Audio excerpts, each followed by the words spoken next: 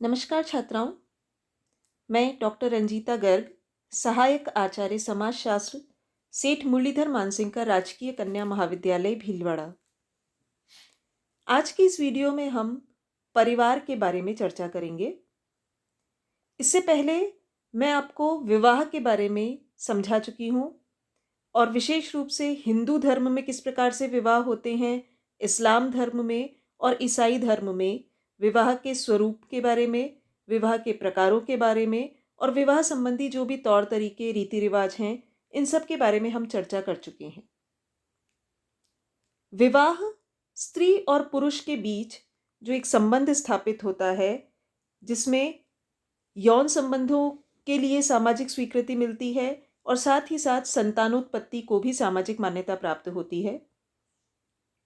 वो वैवाहिक जीवन साथी जब अपने एक छोटी सी यूनिट यानी पति पत्नी और बच्चे जब एक साथ रहते हैं तो उसे हम परिवार कहते हैं। प्राणीशास्त्रीय संबंधों के आधार पर जो समूह बनते हैं वो परिवार कहलाते हैं, जो कि एक समाज की व्यवस्था की सबसे छोटी इकाई है।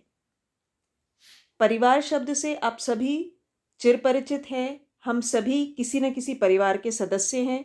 हम अपने परिवार के साथ रहते हैं और परिवार से संबंधित अपने उत्तरदायित्व, अपने अधिकार, अपना स्नेह, अपनी जिम्मेदारियां, अपना समर्पण, इन सारी भावनाओं से हम बहुत अच्छे से परिचित हैं। प्रत्येक मनुष्य, जाहिर सी बात है, किसी न किसी परिवार का सदस्य होता है। परिवार समाज की सबसे महत्वपूर्ण इकाई के रूप में देखा जा सकता है।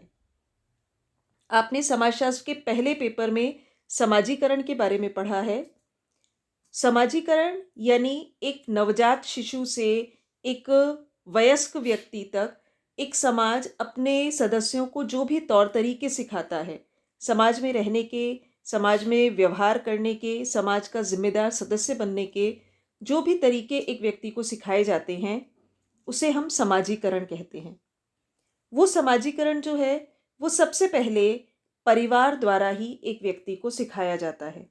यानी परिवार जो है वो किसी भी समाज की एक बहुत महत्वपूर्ण संस्था है, आधारभूत संस्था है और एक सर्वव्यापी संस्था है। संस्कृति के सभी स्तरों में, चाहे उन्हें उन्नत कहा जाए या निम्न, किसी न किसी प्रकार का पारिवारिक संगठन निश्चित रूप से पाया जाता है। परिवार न सिर्फ अपने सदस्यों को भावात्मक घनिष्ठता की भावना देता है, बच्चों का समुचित लालन पालन करता है, समाजीकरण करता है, साथ ही साथ अपने सदस्यों की सामाजिक, धार्मिक, आर्थिक, सांस्कृतिक और राजनीतिक आवश्यकताओं की भी पूर्ति करता है।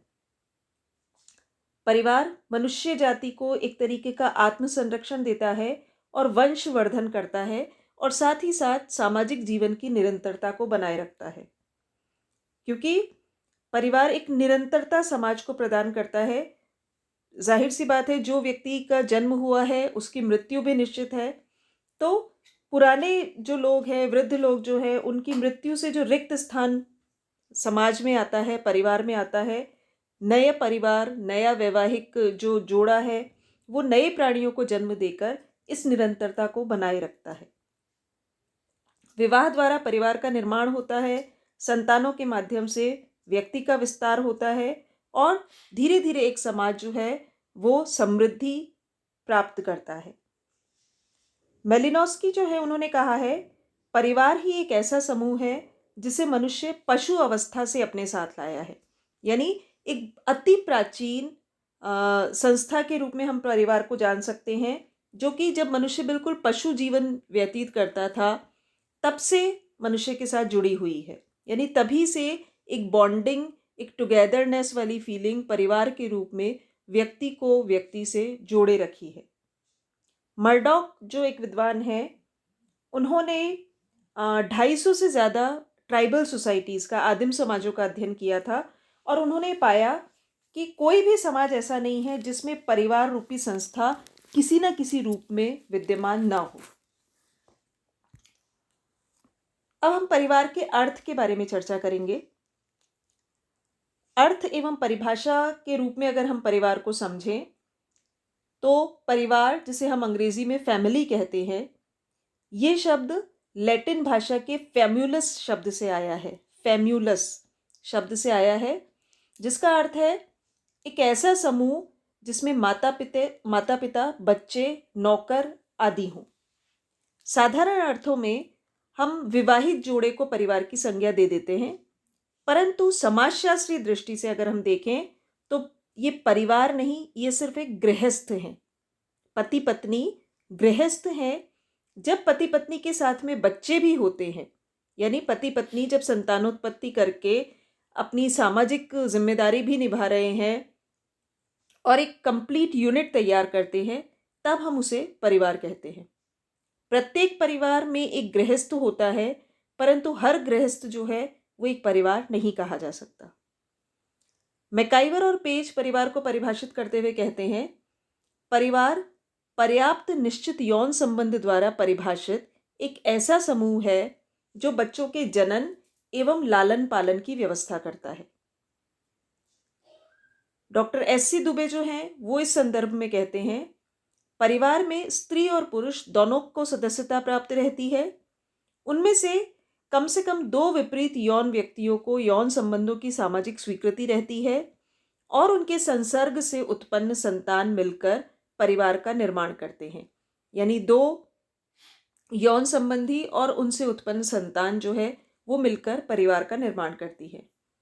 इसी प्रकार मर्डॉक कहते हैं, परिवार एक ऐसा सामाजिक समूह है जिसके लक्षण सामान्य निवास, आर्थिक सहयोग और जनन है। इसमें दो लिंगों के बालिग शामिल हैं, जिनमें कम से कम दो व्यक्तियों में स्वीकृत यौन संबंध होता है और जिन बालिग व्यक्तियों में यौन संबंध है उनके अपने या गोद लिए हुए एक या अधिक बच्चे होते हैं। कुछ खास चीज़ें जो मर्डॉक ने अपनी डेफिनेशन में कही है, सामान्य निवास की वो बात करते हैं, यानी सब साथ रहते हैं, आर्थिक रूप से सहयोग करते हैं एक दूसरे को, और जो दो व्यक्ति जिनके बीच में यौन संबंध है यानी वैवाहिक संबंध है, उनके अपने या गोद लिए हुए बच्चे।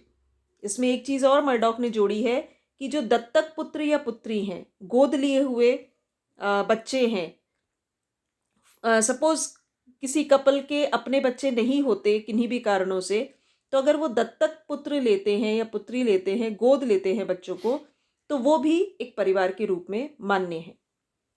लूसी मेयर जो है वो इस संदर्भ में कहती हैं, परिवार एक गृहस्थ समूह है जिसमें माता पिता और संतान साथ साथ रहते हैं।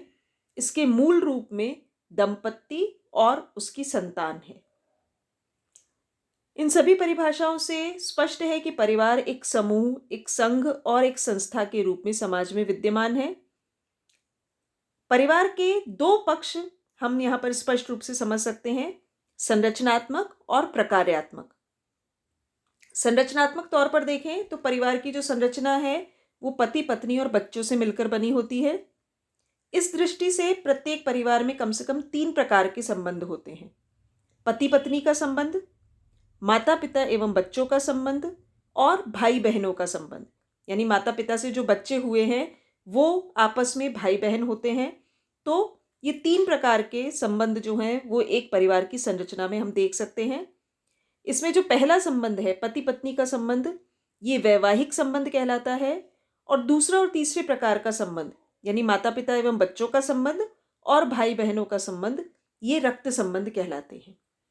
इनमें से किसी भी संबंध के अभाव में परिवार का निर्माण संभव नहीं है। मैं फिर से क्लियर कर दूं कि रक्त संबंध जो बच्चों के साथ में है उसकी जगह दत्तक संबंध भी संभव है। दत्तक यानी गोद लिया जाना, तो वो संबंध भी यहाँ पर संभव है। ये परिवार की संरचनात्मक दृष्टि से एक स्पष्टता है। प्रकार्यात्मक दृष्टि से अगर हम देखें तो परिवार का निर्माण कुछ मूलभूत उद्देश्यों की पूर्ति के लिए होता है।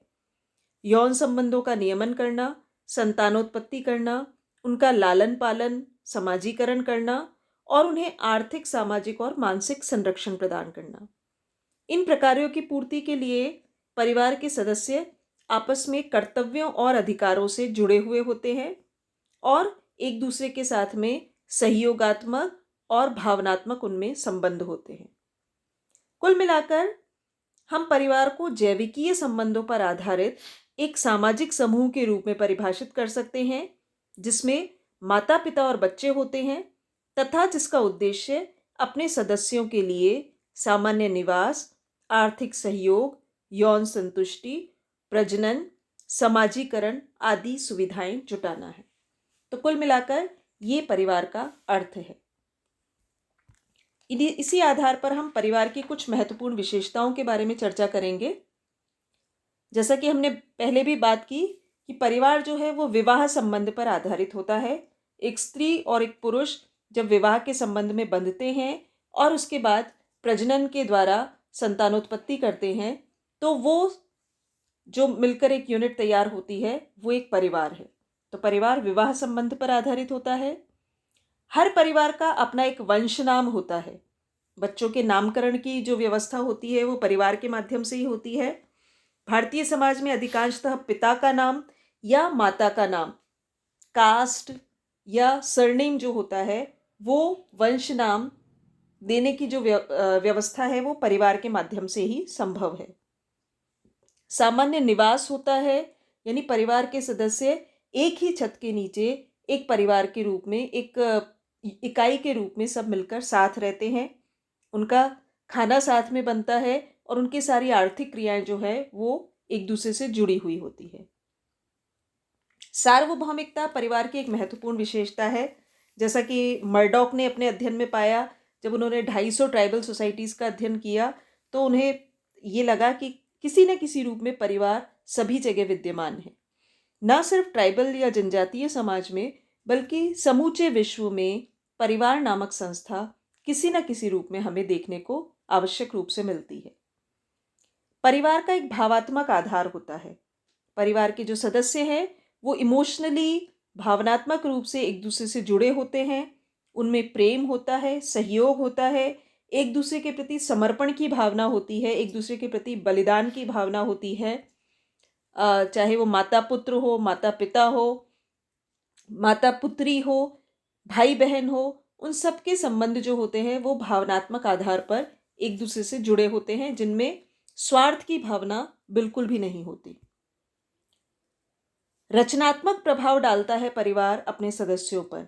यानी परिवार जो है, एक वैवाहिक दंपत्ति जब बच्चों को जन्म देते हैं तो बच्चे जो भी करते हैं, अच्छा करते हैं, बुरा करते हैं, उनके व्यक्तित्व पर, उनकी आदतों पर, उनके संस्कारों पर परिवार का सबसे अधिक प्रभाव होता है।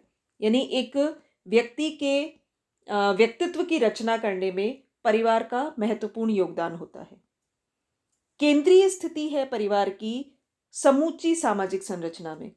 किसी भी समाज की जो संरचना है उसमें उस समाज में परिवार किस प्रकार के हैं वो केंद्रीय बिंदु पर है। परिवार की केंद्रीय स्थिति होती है और उन परिवारों से मिलकर धीरे धीरे वंश, गोत्र, उपजाति, जाति, समुदाय और अल्टीमेटली समाज बनता है। अधिकार एवं दायित्वों की व्यवस्था होती है परिवार में। यानी परिवार में रहने वाले सभी सदस्य एक दूसरे पर किसी न किसी प्रकार का अधिकार भी रखते हैं।